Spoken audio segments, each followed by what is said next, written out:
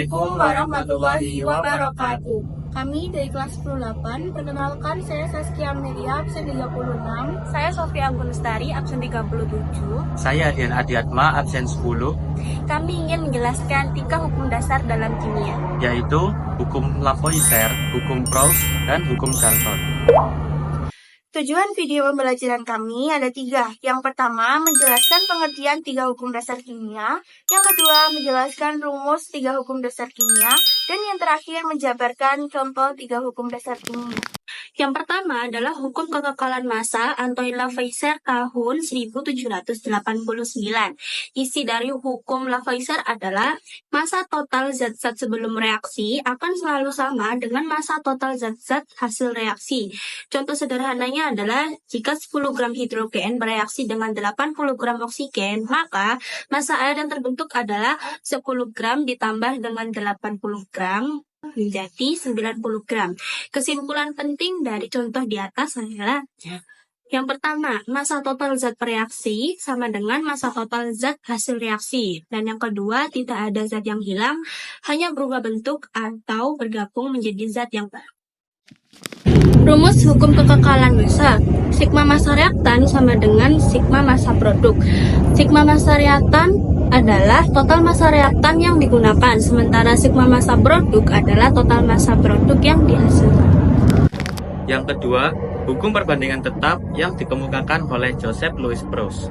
Isi dari hukum Proust yaitu perbandingan massa unsur-unsur dalam suatu senyawa adalah tetap. Penjelasan sederhananya, jika terdapat unsur H2O, berapapun jumlahnya, perbandingan massa hidrogen dan oksigen akan selalu tetap. Contohnya, 2 gram hidrogen ditambahkan dengan 16 gram oksigen akan menghasilkan 18 gram air.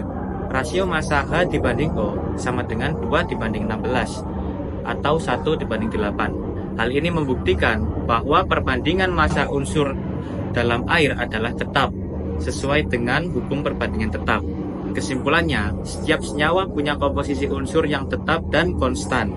Jika perbandingan massanya berbeda, artinya itu adalah senyawa lain dan bukan senyawa yang sama. Selanjutnya, rumus hukum perbandingan tetap.